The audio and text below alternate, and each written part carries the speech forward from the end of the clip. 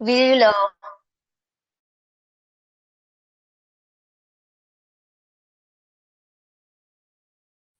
we'll begin with the class. MCQs के through ना ये क्लास को कवर करने का ट्राई करेंगे and I want you all to actively participate in this class, तो मजा आएगा। ठीक है, काफी कुछ एमसीक्यूज के अलावा भी हम लोग काफी कुछ सीखेंगे, जानेंगे। ठीक है, चलो।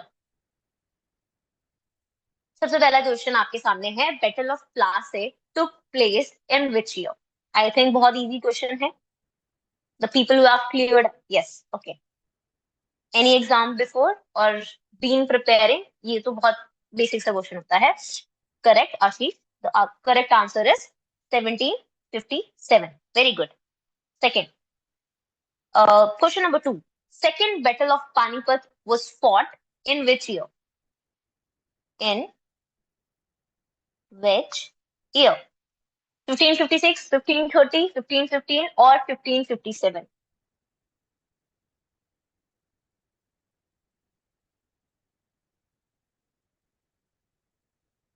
बताओ। 1557, ओके। और कोई ऑप्शन, और किसी का कोई अलग जवाब हो तो बताओ। Ashish has said the second battle of Panipat was fought in the year 1557. Do you all agree? Okay, let me tell you the correct answer is 1556. What's the correct answer? 1556. Okay, so second battle of Panipat was fought between, अगर आपसे पूछ लिया जाए, that second battle of Panipat was fought between Akbar and Hemu. इसके बीच में everything that I am, that is not mentioned here and I'm speaking, I assume that you people are writing. ठीक है, मैं चाहती हूँ कि जो भी चीजें यहाँ पे एमसीक्यूज तो ठीक है, ये आप लोगों को भेज दिए जाएंगे मेन ग्रुप में। बट जो भी कुछ मैं बोल रही हूँ, एक्स्ट्रा इन्फॉर्मेशन जो भी मैं आपको देने की कोशिश कर रही हूँ, आई वांट कि आप वो अपनी नोटबुक में लिखते जाएं साथ में, because it is equally important. ठीक है, क्योंकि आप सब कुछ एमसीक्यूज के थ्रू कितना ही कवर कर सकते हो। अगर हम सारे क्वेश्चंस बनाने जाएंगे एमसीक्यूज की तरफ थ्रू, तो वो 200 300 400 प्लस भी हो सकते हैं, है ना? ठीक है, तो second battle of Panipat was fought between Akbar and Hemu. ठीक है, अकबर एंड हेमू। बट अकबर ने लीड नहीं किया था, it was led by, Akbar के बिहाफ पे it was led by Bairam Khan. किसने? बैरम खान। ठीक है,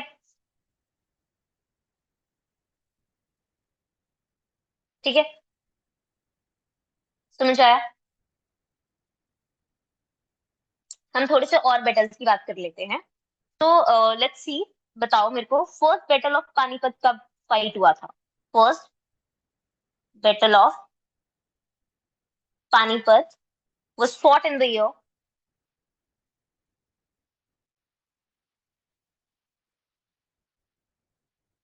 tell me, first battle of Panipat was fought in the year, no, the correct answer is 1526. The correct answer is 1526. Okay, 10 minus कर दो अपने में से, 1536 में से 10 years माइनस करेंगे, that's the correct answer, 1526। And it was fought between, किसके बीच में? बहुत फेमस है, Babar and Ibrahim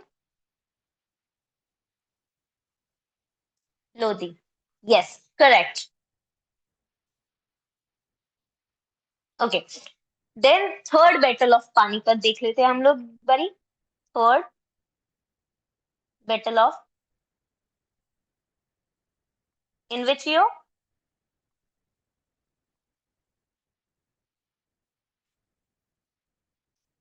The third battle of Panipat was fought in the year 1761. In which year? 1761, between Maratha forces. Yes, very good. Marathas fought this war किसके against? Afghan forces के against. ठीक है, Maratha, wait, let me write this with another pen so that, yeah, Maratha versus Afghan forces. Afghan forces. Okay, clear?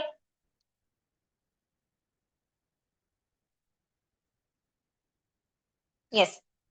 Then if we talk about Battle of Haldighati, Battle of Haldighati, Battle of Haldighati. बताओ जल्दी. In which year? फटाफट. Battle of Haldighati was fought in the year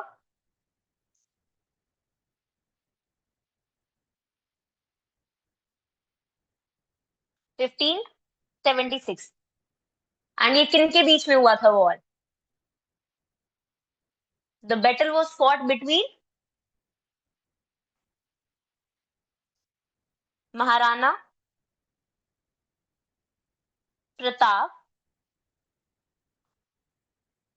versus Akbar. And Akbar की forces को lead किसने किया था, lead किसने किया था? It was led by Akbar की फोर्सेस को राजा मान सिंह, राजा मान सिंह फर्स्ट. ठीक है, समझ आया? इसके बाद एक और बैटल है जो हमारे लिए जानना जरूरी हो जाता है, वो है बैटल ऑफ बक्सर. कौन सा? Battle of Buxar. बताओ जल्दी. Battle of Buxar was fought in the year in which year battle of Buxar was fought?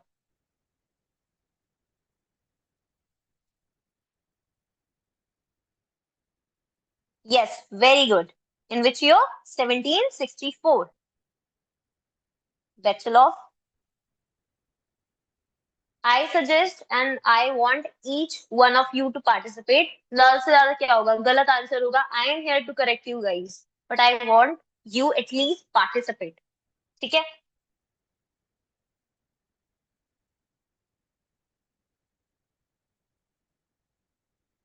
Battle of Buxar, 1764. It was fought between. चलो फॉट बिटवीन तो क्या ही है, ब्रिटिशर्स एंड जो हमारे इंडियंस थे उनके बीच में होता, बट जीता किसने था? Who won this war? It is important.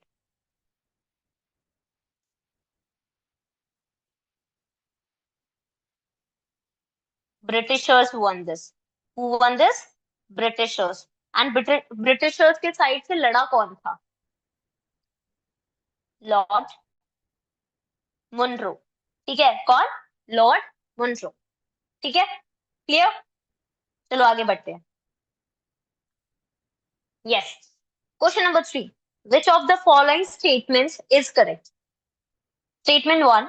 The revolt of 1857, also known as the First War of Indian Independence, was a result of both immediate causes, such as the introduction of the Enfield rifle and long-standing grievances regarding British policies. Statement 2. The revolt was primarily a military uprising, and although it briefly united various Indian rurals, it lacked a clear vision for politics. Option 3. Okay, let me see what both option 1 and option 2 are correct. Okay, very good. और किसी का कोई answer बताओ.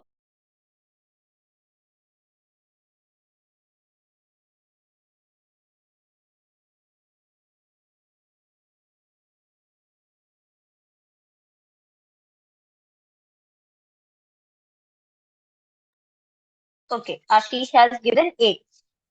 No, the correct answer is both statement 1 and statement 2 are correct. ठीक है, both statement 1 and statement 2 are correct. So थोड़ा सा brief मैं आपको दे देती हूँ. देखो, जब रिवॉल्ट ऑफ 1857 स्टार्ट होता है, सबसे पहले हमारे लिए जानना क्या जरूरी हो जाता है कि उस टाइम पे वाइस रॉय कौन था? Who was the vice Roy? ठीक है, इसके बारे में भी हम बात करेंगे. उसके बाद ऐसे क्या रीजंस रहे थे जिसकी वजह से ये रिवॉल्ट स्टार्ट हुआ? ठीक है, तो वाइस रॉय टाइम पे थे लॉर्ड कैनिंग. कौन थे? Lord Canning. Very important. ठीक है, you should write this down और रिमेम्बर दिस पॉइंट. फिर पता है क्या होता है, देखो मैं आपको बताती हूँ. ये जो एनफील्ड राइफल थे, सबसे पहले तो एक पॉलिसी आती है, ठीक है, जिसमें क्या बोला जाता है कि जो हमारे इंडियन सोल्जर्स होते हैं उनसे बोला जाता है कि आपने ओवरसीज जाके लड़ाई करनी है. ठीक है, लेकिन उस टाइम पे 1857 के टाइम पे हमारे यहाँ पे. Yes yes, we'll come to that point also. ठीक है, ओवरसीज जाके लड़ाई करनी होती है। लेकिन उस टाइम पे हमारा जो इंडियन कल्चर था उसमें ये माना जाता था कि अगर आपने ओवरसीज चले गए तो मतलब आपने अपना धर्म चेंज कर लिया, रिलीजन चेंज कर लिया। ठीक है, तो एक तो ये रीजन था। दूसरा रीजन था डॉक्ट्राइन ऑफ लैप्स। ठीक है, आफ्टर 2024 में ये क्वेश्चन आया था, डॉक्ट्राइन ऑफ लैप्स किसने शुरू किया था, मतलब किसका इनिशिएटिव था एक तरीके से, इस तरीके का ये पीवाईक्यू है। ठीक है, तो डॉक्ट्राइन ऑफ लैप्स जो कि शुरू किया गया था बाय डेलहाउसी, उसका मतलब क्या था? वो ये कहता है कि अगर जैसे कोई राज्य है, ठीक है, उसका एक रूलर है। फॉर एग्जाम्पल मेरा एक राज्य है और मैं वहां पर रूल करती हूँ। अब मेरा अगर नेचुरल हायर नहीं है, या तो मेरा कोई नेचुरल वैसे ही नहीं है हायर, या फिर मैंने अडॉप्ट करा है, ठीक है, उस केस में जो आगे में आगे जो मुझे सक्सीड करेगा, ठीक है, वो ब्रिटिशर्स होंगे। ठीक है, समझ आया? मतलब अगर मेरा नेचुरल हायर नहीं है तो मुझे, मेरे राज्य को सक्सीड कौन करेगा, मेरे राज्य को मेरे बाद चलाएगा कौन? ब्रिटिशर्स चलाएंगे। वो मेरे अडॉप्टेड सन को एक्सेप्ट नहीं करेंगे। ठीक है, तो ये चीज हुई। अगर इसके डॉक्ट्राइन ऑफ लैप्स के थ्रू, ये क्वेश्चन वैसे आपके में आया नहीं है, बट स्टिल अगर मैं आपको बताऊं तो कौन से राज्य को सबसे पहली बार ऐसे मतलब ऐसे क्या बोलते हैं, हड़पा गया था? ठीक है, वो कौन सा था? सतारा। कौन सा राज्य था? सतारा। ठीक है, जो कि 1848 में हड़पा गया था, इस तरीके से ब्रिटिशर्स ने वो ले लिया। ये कुछ रीजंस थे जिसकी वजह से आउटरीच निकला। लेकिन अगर हम इमीडिएट रीजन की बात करें जिसकी वजह से रिवॉल्ट ऑफ 1857 जो है एकदम से स्टार्ट हुआ, ठीक है, नीड शुरू हुई उसकी, वो था एनफील्ड राइफल्स। क्या होता है ना कि जो राइफल्स थी उनके जो कार्ट्रिजेस थे वो ग्रीस किए गए थे, किससे? काऊ के मीट से और पिग के मीट से। अब जो हमारे यहाँ पे देखो, काऊ जो है वो सेक्रेड मानी जाती है। ठीक है, गाय माता से हम उन्हें डिनोट करते हैं, तो उनका जो मीट है वो भी हमारे लिए सेक्रेड है। ठीक है, ऐसे ही जो मुस्लिम्स थे उनके लिए जो पिग का मीट है वो सेक्रेड माना जाता है। ठीक है, तो दोनों ही कम्युनिटीज के ये अगेंस्ट में चली गई थी चीजें, उन्होंने मना कर दिया था कि we will not use this. तो सबसे पहली बार जो मंगल पांडे थे, जो 34th नेटिव इन्फेंट्री से आते हैं, उन्होंने एक ब्रिटिश ऑफिसर को मारा था, एंड वहां से ये आउटरीच जो है बिगेन होना शुरू हुआ था। ठीक है, तो ये इमीडिएट कॉज क्या था? जैसे मैंने आपको बताया, Enfield rifle and long standard grievances regarding British policy. ठीक है, सबसे मेन था एनफील्ड राइफल वाला, ग्रीस कार्टेजेस। एंड जो ब्रिटिश पॉलिसीज में मैंने आपको कौन सी पॉलिसीज बताई, वो ओवरसीज जाने वाली पॉलिसी थी एक, और दूसरी कौन सी थी? डॉक्ट्राइन ऑफ लैप्स, जो कि बहुत बहुत ज्यादा इंपॉर्टेंट है। क्या आपको यहाँ तक ये बात समझ आई? समझ आया? बताओ मुझे।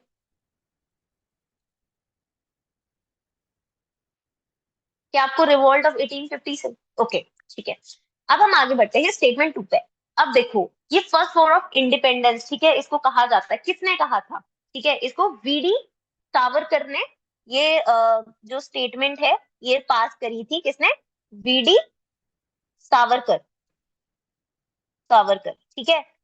अब ये जो बहुत मेजर बड़े लेवल पे जाके ये आउटरीच हुआ था, लेकिन ये बहुत उससे मतलब फेल हो गया था। ठीक है, अब इसका फेल होने का कारण क्या था? कुछ रीजन थे फेल होने के।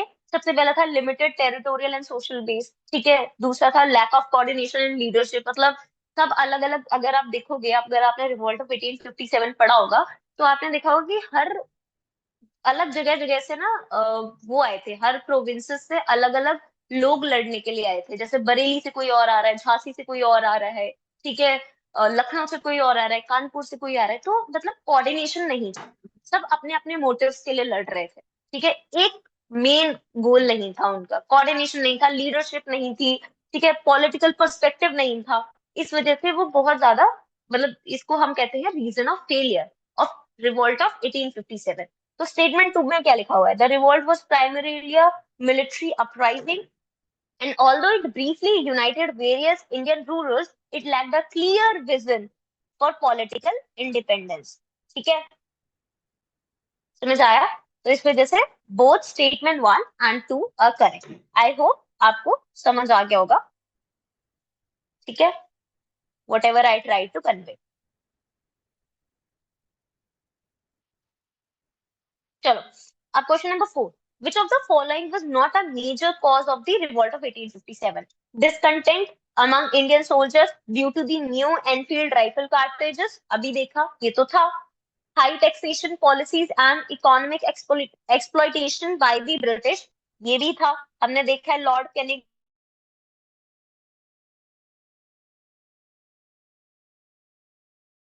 ने कौन सी एक सेटलमेंट लेके आए थे, लॉर्ड कैनिंग, परमानेंट सेटलमेंट है ना, जिससे बहुत ज्यादा हाई टैक्स लगाए गए थे. लैंड रिफॉर्म्स बाय ब्रिटिशर्स में आती है ये वाली, है ना. उसके बाद तीसरा था British policy of annexation through the doctrine of lapse, अभी देखा, अभी मैंने आपको बताया डॉक्ट्राइन ऑफ लैप्स के बारे में क्या था क्या नहीं था. ठीक है. The reintroduction of the sati practice by the British in Bengal, ये उस टाइम का रीजन नहीं था. ठीक है. ये जो सती की प्रैक्टिस है, it was in which year, बताओ.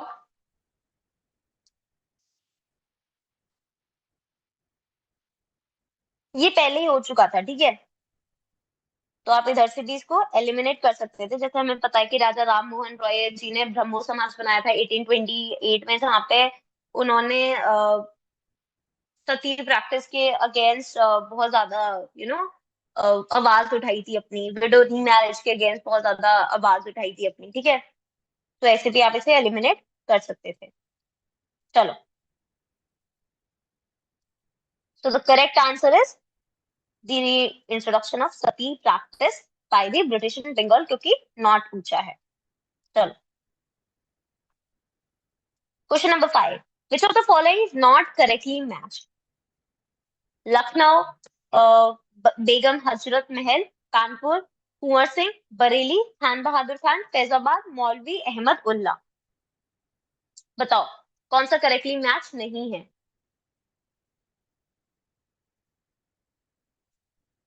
सी. ओके.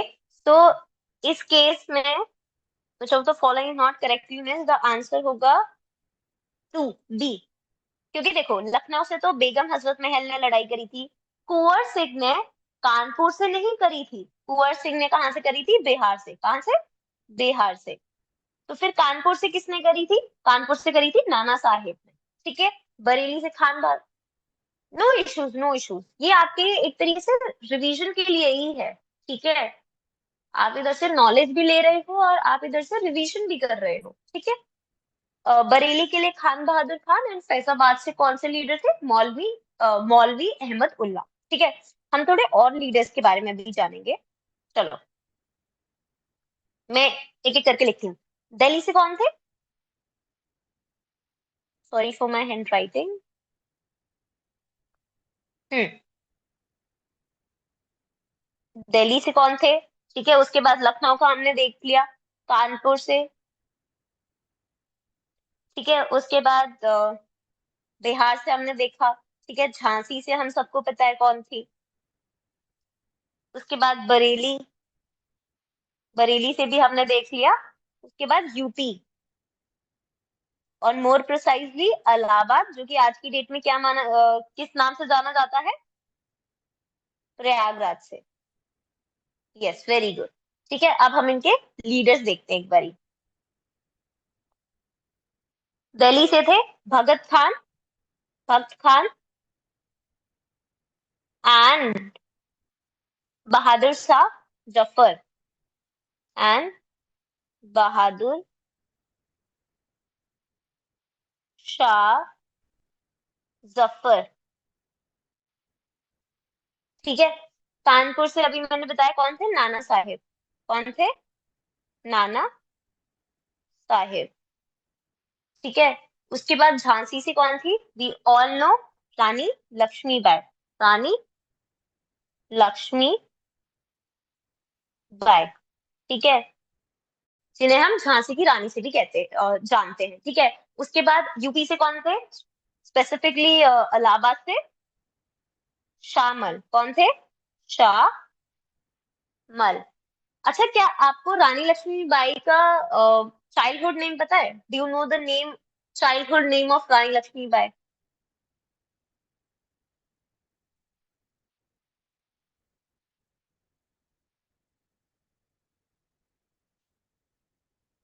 Childhood name.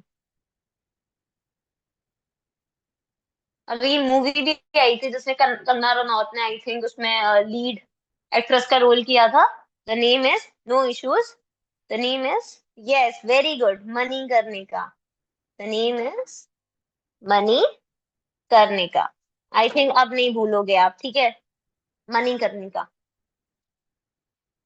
चलो आगे चलते हैं। Yes, match the following social reforms with their proponents. ठीक है? Widow remarriage act, Ishwar Chandra Vidyasagar, Brahmo समाज, राजा राम मोहन रॉय, आर्य समाज, स्वामी दयानंद सरस्वती, और अलीगढ़ मूवमेंट, सर सैयद अहमद खान।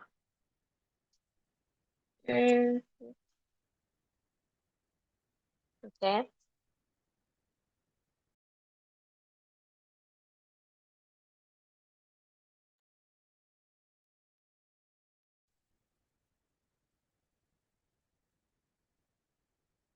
ठीक है। So the correct answer is one. क्या है? The correct answer is one. Why? ये करेक्टली मैच है। Widow remarriage act, Ishwar Chand Vidyasagar. Brahmo Samaj was founded by Raja Ram Mohan Roy. Arya Samaj was founded by Swami Dayanand Saraswati. Aligarh movement by sir Syed Ahmad Khan. ठीक है? चलो हम थोड़े और मूवमेंट्स के बारे में भी देखेंगे। आगे देखते हैं, ठीक है? Question number 7, which of the following statement accurately describes the contribution of Raja Ram Mohan Roy to social reforms in the 19th century?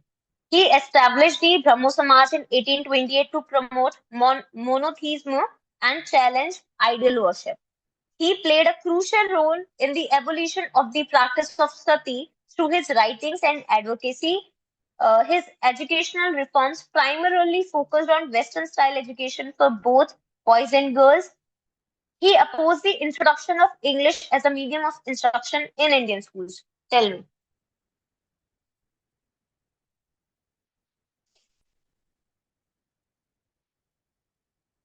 The correct answer is one. ठीक है? उन्होंने ब्रह्मो समाज फाउंड किया था कौन सी ईयर में? 1828 में। ठीक है? एंड उन्होंने मोनोथीस्म में प्रमोट किया था। उनका ये मानना था कि एक ही गॉड की पूजा होनी चाहिए। उन्होंने पॉलीथीस्म के वो अगेंस्ट थे। ठीक है?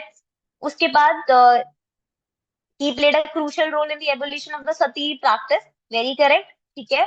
His educational reforms primarily focus on Western style education for both boys and girls. ठीक है? यहीं से हमें समझ आ जाएगा, अगर वो ऑप्शन वन और टू तो गलत हो नहीं सकते। उसका रीजन क्या है? ठीक है? अगर आपको नहीं भी आता तो मैं आपको बताती हूँ एलिमिनेशन मेथड कैसे यूज करते हैं। अब देखो, आप ऑप्शन थ्री में वो बोल रहे हैं कि वेस्टर्न स्टाइल पे उन्होंने फोकस किया था। ठीक है? अब वेस्टर्न स्टाइल कौन सी थी? इंग्लिश ही होगी। ठीक है? अगर हम ऐसे मान के चलते हैं। और दूसरे में क्या लिखा है फोर्थ ऑप्शन में? कि oppose the introduction of English. तो इन दोनों में से कोई एक ही हो सकता है। या तो इंग्लिश को वो अपोज करेंगे या फिर इंग्लिश के फेवर में होंगे, है ना? तो हम देख लेते हैं ये कौन सा ऑप्शन इनसे करेक्ट, और ऑल स्टेटमेंट्स आर करेक्ट तो नहीं हो सकता। Only one statement is correct. चलो ठीक है, ये डाउट में डाल देते हैं। Two and three are correct. चलो ये भी एक बार को डाउट में डाल देते हैं। फिर ये वाला आता है। ठीक है? अगर आपको ये भी पता होता कि सिर्फ राजा राम मोहन रॉय मतलब ब्रह्मो समाज, तो आई थिंक ऑलमोस्ट लोगों को पता होता है। एंड नहीं भी पता तो पता होना चाहिए। अगर आपको ये भी पता होता तो भी आप ये टिक कर देते। एलिमिनेशन ऐसे ही काम करता है, अगर आपके पास हाफ नॉलेज है तो भी आप एलिमिनेशन के थ्रू अपना आंसर करेक्ट कर सकते हो एंड मार्क्स सिक्योर कर सकते हो। ठीक है? चलो आगे चलते हैं।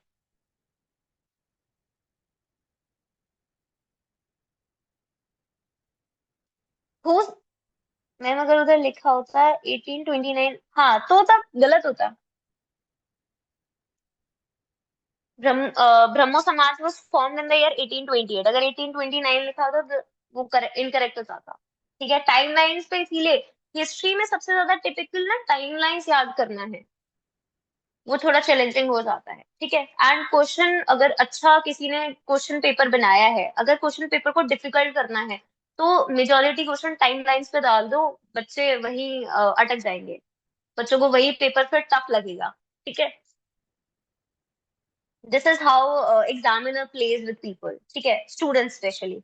Who establish the Atmiya Sabha, ठीक है, a precursor in the social religious reforms in Bengal. किसने एस्टेब्लिश किया था? औरबिंदो ने? नहीं, राजा राम मोहन रॉय ने। राजा राम मोहन रॉय जी ने राजा राम मोहन रॉय जी ने 1815 में आत्मीय सभा फॉर्म करी, एंड देन लेटर 1828 में ब्रह्मो समाज का फॉर्मेशन किया। ठीक है, ये दो जो सभा है बहुत इंपॉर्टेंट है, ये ध्यान में रखनी है। चलो ठीक है, question number 9, who among the following founded the Royal Asiatic Society of Bengal? कौन है? ओके, जॉन शोर।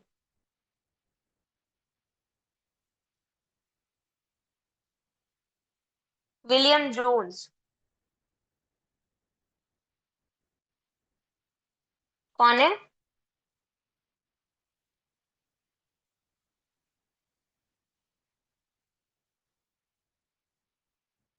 यस।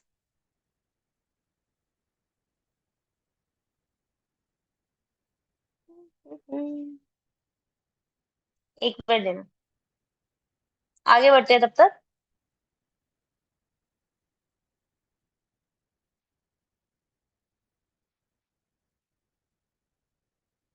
ठीक है, तब तक क्वेश्चन नंबर 10 और क्वेश्चन नंबर 11 पढ़ो। Who had given the slogan back to Vedas?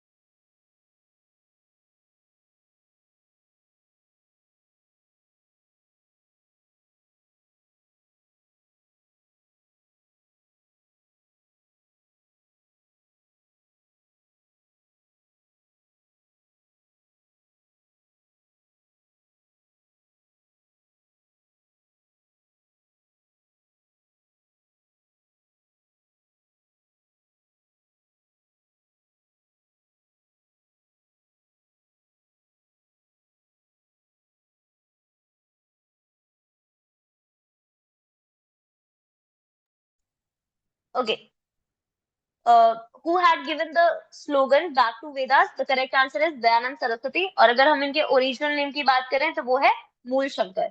ठीक है, क्वेश्चन नंबर 11 की अगर हम बात करें, who on the following organize the Harijan Sevak Sangh as a part of it constructive program for the removal of untouchability? Untouchability से क्या आता है? अंबेडकर आता है, लेकिन हमें इस पर टिक नहीं करना। The correct answer is very good, Mahatma Gandhi. ठीक है, आप यहाँ पे देख भी सकते हो। It's parent organization was all India anti untouchability league founded by Mahatma Gandhi earlier on 30 सितंबर 1930। This was later renamed as Harijan Sevak Sangh. ठीक है, चलो आगे बढ़ते हैं। ये एफकेट का पीवाई क्यू है। एफकेट PY Q. Satyashodhak Samaj was founded by Jyotirao Phule. Question number 13, who contributed to the banning of Sati in 1829? कौन थे?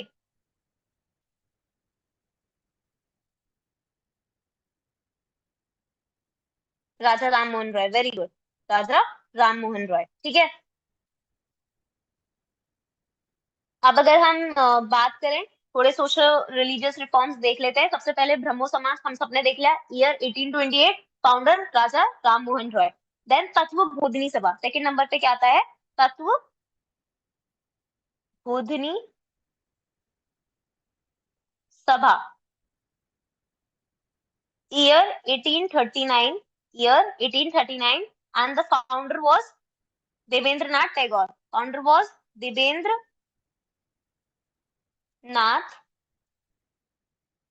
टैगोर। ठीक है, उसके बाद थर्ड, परमहंसा मंडली।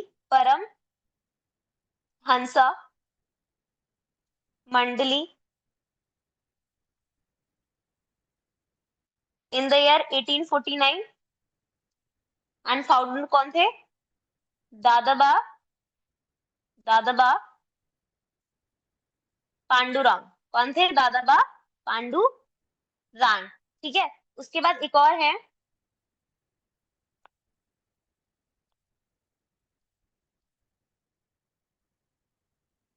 प्रार्थना समाज। प्रार्थना समाज को याद कर, इसके फाउंडर को याद करना शब्द से इजी है। प्रार्थना हम किससे करते हैं? प्रार्थना में हमारा सोल इन्वॉल्व होता है ना, आत्मा। तो इसके फाउंडर कौन है?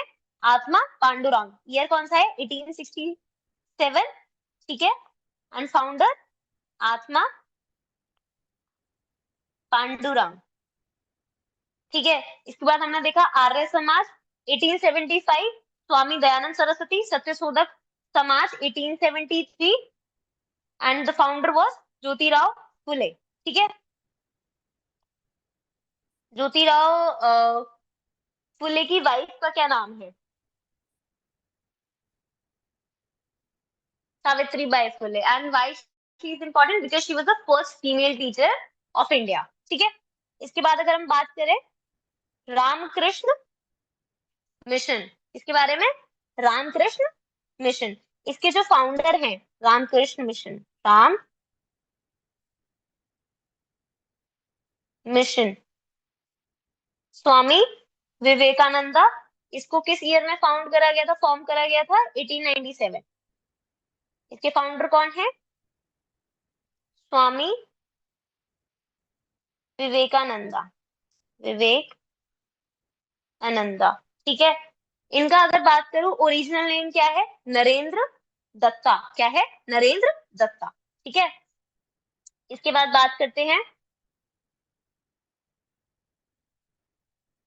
चलो इसके बाद हम बात करेंगे सर्वेंट ऑफ इंडियन सोसाइटी। किसके बारे में? Servant of Indian society. इसको किस ईयर में फॉर्म करा गया था? 1905। एंड इसके जो फाउंडर हैं उनका नाम है GK Gokhale. And why he is important? Because he is the political Guru of Mahatma Gandhi. Political Guru of Mahatma Gandhi, very important. ठीक है, ये नाम नहीं भूलना। इसके बाद अगर हम बात करें थियोसफिकल सोसाइटी, किसके बारे में? Theosophical society. इसके फाउंडर कौन है एंड किस ईयर में फॉर्म करी गई थी ये? 1875, एचपी ब्लैवस्की। ठीक है, चलो आगे बढ़ते हैं। Question number 14, who was the first woman president of the Indian National Congress? The correct answer is Annie Besant. ठीक है, अगर पूछा जाए who was the first Indian women president of the Indian National Congress, तो हो जाएगा सरोजनी नायडू। ठीक है, क्या हो जाएगा? Sarojini Naidu. And Annie Besant ने कौन सा सेशन लीड किया था? कैलकाटा सेशन। कौन सा? Calcutta session in the year 1970। Purna Swaraj, complete independence was declared by the Congress at Lahore session. Very good, this session Lahore session. And कौन सी ईयर में? 1929। Very good. And it was presided by whom? Jawaharlal Nehru ji. ठीक है, किसके द्वारा? नेहरू जी के द्वारा। चलो,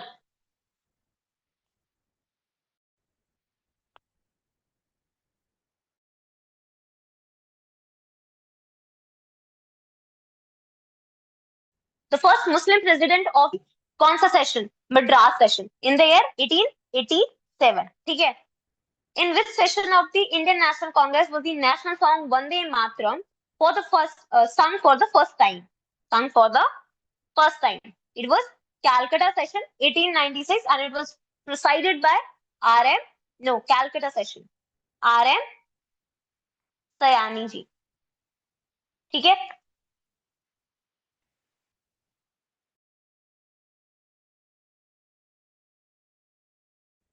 yes. Which of the following leader? Yes. Question number 18. Which of the following leader was the founder of the All India Trade Union Congress?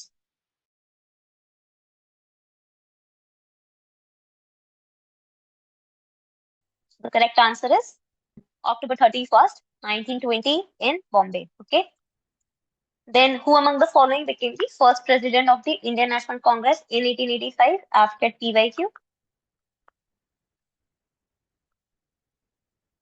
ठीक है. The correct answer is 2. W.C. Banerjee. Okay. No, W.C. Banerjee. सबसे पहले president Indian National Congress के थे W.C. Banerjee. दादा भाई तो second थे. ठीक है. चलो अब हम थोड़ा सा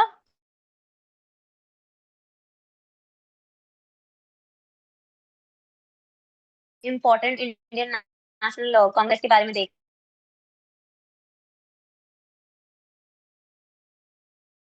लेते हैं. सबसे पहला कि फॉर्म्ड इन द ईयर 18. कौन है बताओ. नेशनल कांग्रेस या 1885 फॉर्म.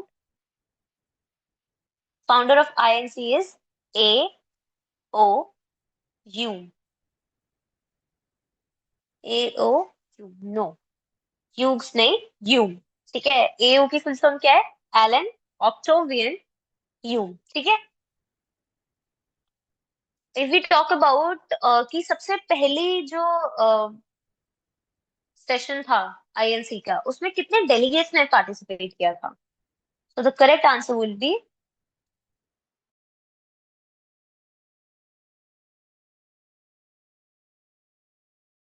72 डेलीगेट.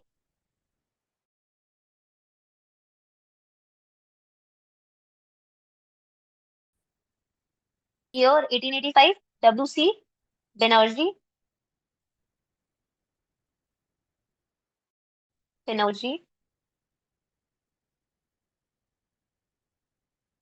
ईयर 1885. एंड कौन सा सेशन, प्लेस कौन सी थी? बॉम्बे. ठीक है. देन 1886 में कैलकाटा सेशन. दादा भाई Naoroji. Why he is important? क्योंकि इन्होंने, he is the only president who presided INC session for 3 times. ठीक है. जिनमें से 2 तो कैलकाटा वाले ही थे. ठीक है. इसके बाद आपको इनका निकनेम पता है? दादा भाई नरोजी को मतलब कि किस नाम से जानते हैं? इनका nickname.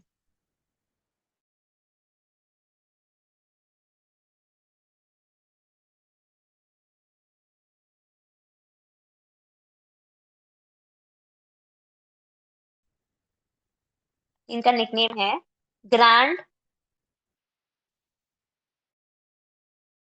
India. Yes, very correct. ठीक है. इसके बाद हम बात करते हैं, हमने देखा फर्स्ट सेशन 1887 मद्रास. किसने किया था? बदरुद्दीन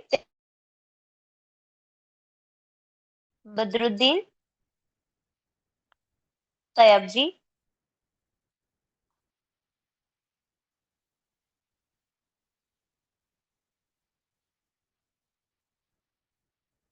इसके बाद 1888 इलाहाबाद सेशन. कौन थे? George Yule. George Yule, first Britisher president of INC. ठीक है. तो it is important. Then we talk about, हमने देखा 1896 Calcutta session. R M Sayani ji उस टाइम पे वंदे मातरम जो गाना है वो पहली बार गाया गया था किसके द्वारा? रविंद्रनाथ टैगोर जी के द्वारा. ठीक है. Then we talk about 1905 Banaras session. GK Gokhale.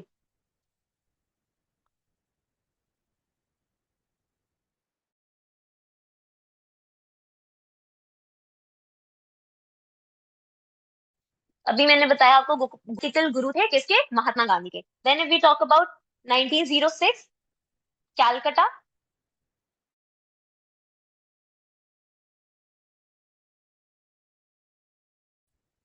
दादा भाई ठीक है।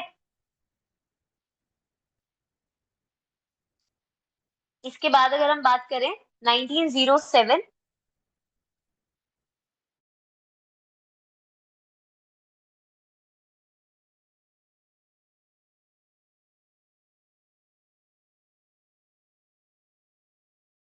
1907 प्रोसाइड किया था। Why why it is important, क्योंकि इसी टाइम पे कांग्रेस स्प्लिट हुआ था एक्सट्रीमिस्ट और मॉडरेट्स के बीच में। किसके बीच में? एक्सट्रीमिस्ट एंड मॉडरेट्स के बीच में, ठीक है। देन उसके बाद अगर हम बात करें 1911 Calcutta session, BN Dar. Why it is important? क्योंकि जनमन गण पहली बार गाया गया था। जन मन गण हमारा नेशनल एंथम पहली बार गाया गया था। एंड 1911 इज इम्पोर्टेंट इसलिए भी क्योंकि 1911 के टाइम पे जो हमारी कैपिटल थी वो कैलकाटा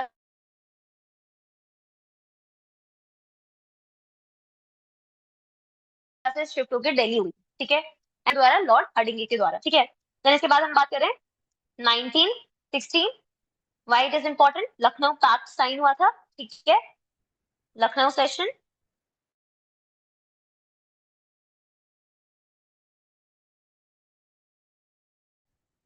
इसको प्रिसाइड जुमदार अंबिका चरण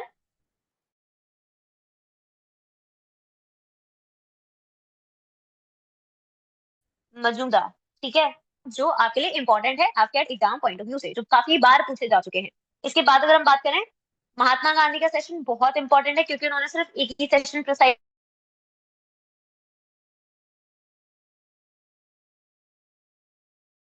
किया था 1924, और महात्मा गांधी जी, ठीक है। देन 1925 कानपुर सेशन, किसने प्रिसाइड किया था? सरोजनी नायडू जी ने, सरोजनी नायडू जी। इन्हें हम क्या बोलते हैं? नाइटिंगेल ऑफ इंडिया, ना? ये आपको इनके निकनेम्स भी याद होने चाहिए, ठीक है। First Indian female president of Indian National Congress, ठीक है। Then we all know 1929 Lahore session, अभी हमने बात करी थी, किसने डिसाइड किया है? जवाहरलाल नेहरू जी ने, ठीक है। देन 1931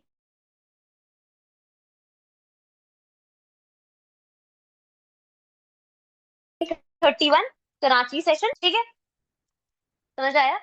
यहाँ तक इंपॉर्टेंट है। ये आपने किसी भी कीमत पे ये इनके ईयर्स, इनकी लोकेशन एंड इनको किसने प्रिसाइड किया था, ये आपके दिमाग में एकदम फिक्स बैठ जाने चाहिए, ठीक है।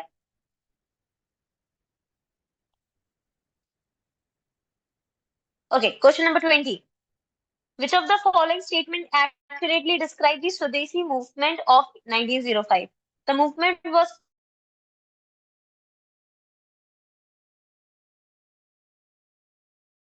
triggered by the partition of Bengal. It promoted the British rule. It encouraged people to use Indian made goods and boycott foreign products. पहला statement is very correct. It was triggered by the partition of Bengal. ठीक है. It's promoted, yes, very correct. 1, 2 and 4 are correct. Third correct क्यों नहीं है? यार देखो, उस time पे ना उन लोगों ने जब स्वदेशी मूवमेंट स्टार्ट किया था तो इकोनॉमिक इंडिपेंडेंस चाहते थे वो, ठीक है। वो बॉयकॉट कर रहे थे ब्रिटिश के गुड्स एंड सर्विसेज को, लेकिन वो कंप्लीट इंडिपेंडेंस की बात नहीं करी थी। हमें पता है, ठीक है, अभी हम लोगों ने पहले देखा कि कंप्लीट इंडिपेंडेंस यानी पूर्ण स्वराज की बात सबसे पहली बार करी कब गई थी? तो कब करी गई थी? 1929 में। और ये कब का इवेंट है? 1905 का। तो ये तो वैसे भी नहीं हो सकता, हम यही एलिमिनेट कर सकते थे। अच्छा, 1905 के टाइम पे अभी हमने देखा किसने प्रिसाइड किया था आईएनसी का session? Political Guru of Mahatma Gandhi, उनका नाम क्या है? गोपाल कृष्ण गोखले जी, ठीक है। यू शुड रिमेम्बर, पूछ सकता है कि जब बंगाल का पार्टीशन हुआ था उस टाइम पे कौन प्रिसाइड कर रहे थे आईएनसी का सेशन, ठीक है, यू शुड रिमेम्बर। चलो, एंड क्या आपको पता है कि हु वाज द, यहीं पे डिस्कस कर लेते हैं, who was the viceroy at the time of Bengal partition. Very good, Lord Curzon. ठीक है, चलो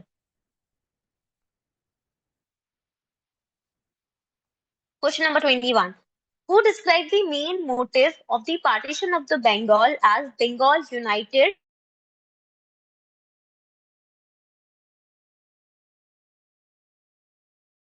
is a power, Bengal divided will push grizzly। ठीक है, तो अभी क्या होता है ना कि बंगाल उस टाइम पे ना बहुत ज्यादा, उन बंगाल की जो लोग हैं वो बहुत ज्यादा यूनाइटेड हो गए थे, है ना, एंड कह सकते हैं कि एंटी हो गए थे, एंटी ब्रिटिशर्स। ठीक है, अब उनको ये था, उनका मेन रीजन था बंगाल को डिवाइड करने का, क्योंकि वो डिवाइड एंड रूल पॉलिसी लगाना चाहते थे। ठीक है, वो चाहते थे कि बंगाल को अगर हम डिवाइड कर देंगे तो हमारे लिए इजी हो जाएगा इन पर रूल करना, वीकन हो जाएगी जो बंगाल है।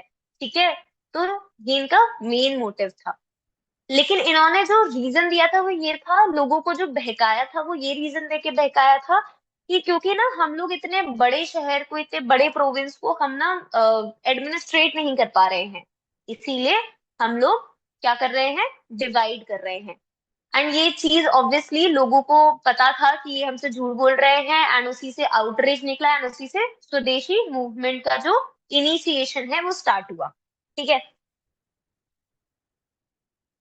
Question number 22। Which city became the capital of the eastern Bengal after the partition. Eastern Bengal आज के टाइम पे क्या जाना जाता है, बांग्लादेश। क्या जाना जाता है, बांग्लादेश। ठीक है, तो उसकी कैपिटल क्या है, which city became the capital of Eastern Bengal after the partition? Very correct, Dhaka. क्या है, Dhaka.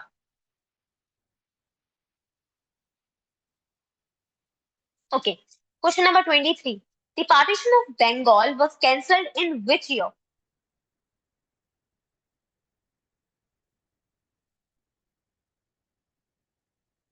It was cancelled in which year? It was cancelled in the year 1911 by Lord हार्डिंगे। Lord हार्डिंगे। ठीक है, एंड बाद में कब इनिशिएट हुई थी ये चीज, 1947 के टाइम पे, जब एक तरीके से इंडिया का ही पार्टीशन हो गया था उस टाइम पे।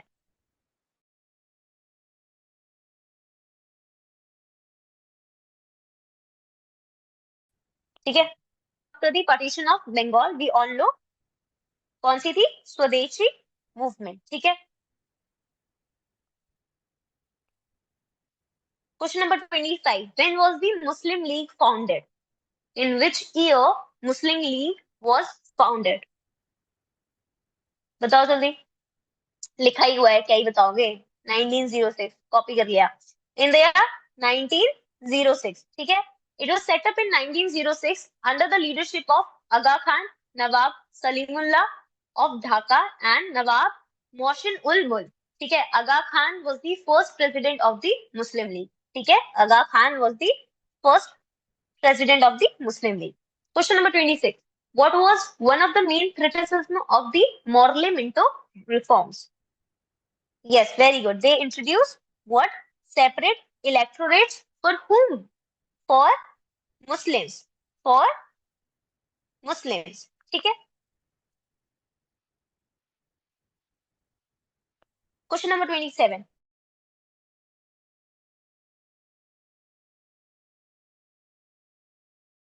Indian legislature became by which of the following?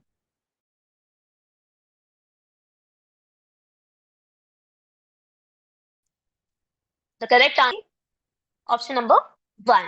Okay, Montagu Chelmsford reforms. थोड़ा सा हम बाय कैमरल को समझ लेते हैं कि क्या होता है बाय कैमरल। मतलब अगर हम थोड़ा पॉलिटी में जाएं तो जैसे हमें पता है कि हमारा जो पार्लियामेंट होता है वो किससे बना होता है, राज्यसभा से, लोकसभा से एंड प्रेसिडेंट से। अगर हम स्टेट लेवल पे आ जाते हैं तो वहीं पे क्या हो जाता है, गवर्नर हो जाता है, एंड लोकसभा की जगह पे हो जाता है लेजिस्लेटिव असेंबली, एंड राज्यसभा की जगह पे क्या हो जाता है, लेजिस्लेटिव काउंसिल। ठीक है, अब लेजिस्लेटिव असेंबली जो है वो हर स्टेट में है। We have 28 states, and 28 states में ही क्या है, हमारे पास लेजिस्लेटिव असेंबली है। लेकिन जो लेजिस्लेटिव काउंसिल है वो हर स्टेट में नहीं है, it is only in 6 states. कितनी स्टेट में है, 6 स्टेट्स में। ठीक है, अगर मैं आपको उन स्टेट्स का नाम बताऊं तो आप ऐसे याद कर सकते हो, तुम कब, कैसे, तुम कब, ठीक है। मतलब जिनके पास लेजिस्लेटिव काउंसिल है, जिस स्टेट के पास, वो दूसरी स्टेट से बोल रहे हैं कि तुम कब लाओगे अपने पास लेजिस्लेटिव काउंसिल, ठीक है। इस तरीके से आप याद कर सकते हो। तो T for Telangana, T for Telangana, U for UP, Uttar Pradesh, ठीक है। M for Maharashtra, K for Karnataka, A for Andhra Pradesh, and B for we all know क्या होगा, बिहार, ठीक है। ये थोड़ा पॉलिटिकल था, बट अभी बाय कैमरल आया है तो हम लोगों ने समझ लिया, ठीक है। मॉन्टगे चेम्सफोर्ड रिफॉर्म में क्या आया था, बाय कैमरल इंट्रोड्यूस हुआ था, ठीक है। Question number 28, in which act reform the provision for separate electorate for Hindu and Muslim was extended to Anglo Indian and Christian? No, the correct answer is Montagu Chelmsford reforms. अभी हमने क्या देखा कि Morley Minto reform में जो हमारा क्या नाम है सेपरेट इलेक्टोरेट था, वो सिर्फ हिंदू से एक्सटेंड होके मुस्लिम तक गया था। लेकिन मॉन्टगे चेम्सफोर्ड रिफॉर्म में वो हिंदू और मुस्लिम से एक्सटेंड होके एंग्लो इंडियंस एंड क्रिश्चियन तक चला जाता है, ठीक है, और एक्सटेंड हुआ। मॉन्टगे चेम्सफोर्ड रिफॉर्म्स को हम क्या बोलते हैं, GOI act 1919, and Morley Minto reform को क्या बोलते हैं, GOI government of India act 1909, ठीक है। समझ आया, कंफ्यूज नहीं होना। चलो question number 29, the Ghadar party was formed in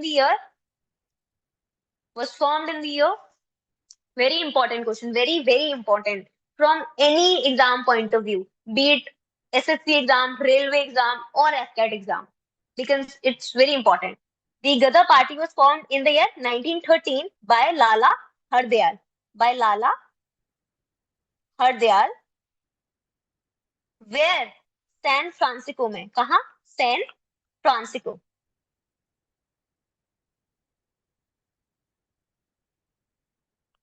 ठीक है।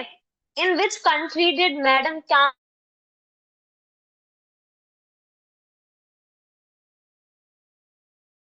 Obama hosted host the no, the correct answer is Germany। अभी मैंने आपसे, अभी हमने जो फ्लैग डे मनाया था उस दिन अगर आपने देखा हो तो मैंने आपको ये क्वेश्चन भेजा था, ठीक है, ग्रुप में। The correct answer is Germany, ठीक है।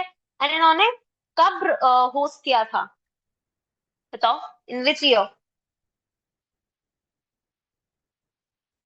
19 1907, ठीक है। और जर्मनी में भी अगर मैं बात करूं तो वो कौन सी जगह थी, स्टूटगर्ट, कौन सी थी, स्टूटगर्ट, ठीक है। चलो question number 31, which of the following leaders formed India Home Rule Society? Indian Home Rule Society. No, the correct answer is, I'll tell you, आप क्यों कंफ्यूज हुए उसका भी रीजन मैं भी आपको बताऊंगी। The correct answer is Shyamji Krishna Verma, ठीक है। एनी बेसेंट ने दूसरी करी थी, उसका नाम था होम रूल लीग, ठीक है। ये थोड़ा सा मैच हो रहा है, होम रूल, इसीलिए एट टाइम्स पीपल कंफ्यूज हो जाते हैं, नो इश्यूज, ठीक है। आप इस तरीके से याद कर सकते हो कि एनी डिसेंट जो हमारी पहली आईएनसी, इंडियन नेशनल कांग्रेस की प्रेसिडेंट बनी थी। अब जब कोई चीज कोई पहली बार करता है तो एक लेगेसी छोड़ के जाता है, तो हम क्या याद रख सकते हैं, लेगेसी से लीग, ठीक है। ऐसे कुछ भी आप अपनी तरीके से ट्रिक बना सकते हो, क्योंकि आपने जो ट्रिक्स बनाई है वो आपको लॉन्गर टाइम पीरियड के लिए याद रहती है, ठीक है। तो आप ऐसे याद कर सकते हो। होम रूल सोसाइटी किसने की है, Shyam ji Krishna Varma, in the year 1905, in the year 1905। Again हम इससे रिलेट कर सकते हैं, 1905 में आईएनसी का सेशन किसने प्रिसाइड किया था, जी के गोखले जी, जो कि कौन है, पॉलिटिकल गुरु है महात्मा गांधी के। सी आप ऐसे रिलेट करके पढ़ाई करोगे, बहुत मजा आएगा, ठीक है।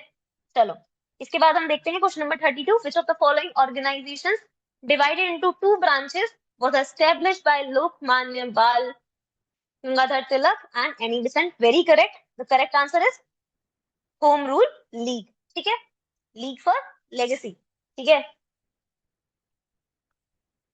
चलो ये हमारे आज के लास्ट 2 क्वेश्चंस हैं, ये हम देखते हैं। Question number 33।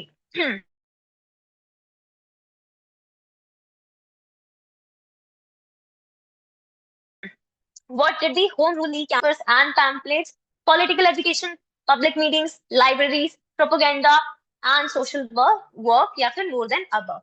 The correct answer is very good. Political education, public meetings, libraries, propaganda, and social work. I hope मैं बहुत ज्यादा फास्ट पेस में नहीं चल रही हूँ, ठीक है? समझ आ रहा होगा आप लोगों को जो भी मैं पढ़ाने की या फिर समझाने की कोशिश कर रही हूँ, ठीक है?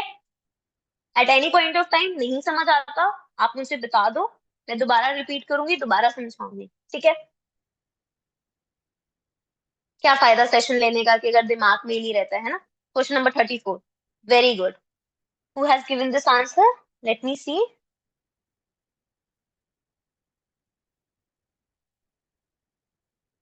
Okay, Krishna, very good. The correct answer of question number 34, the term home rule was adopted from which country? Ireland. Very good. The correct answer is Ireland. ठीक है?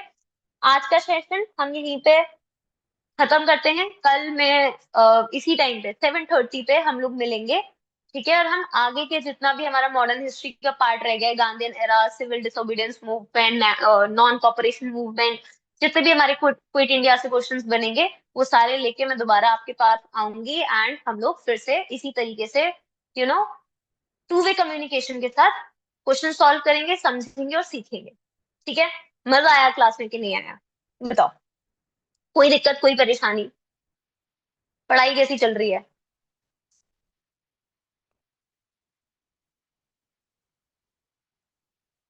चलो, वेरी गुड।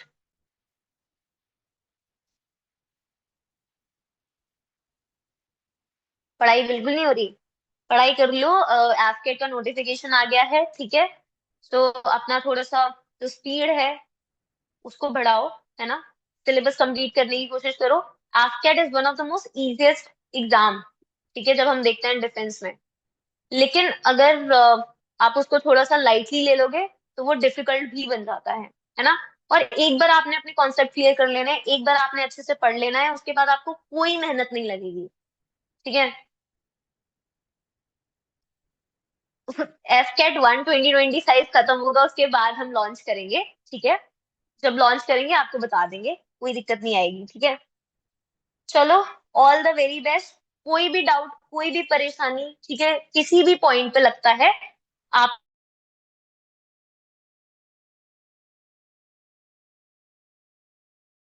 लोग हमें मैसेज कर सकते हो, ठीक है? एंड हम आपकी हेल्प करने की पूरी से पूरी कोशिश करेंगे, ठीक है? All the best guys.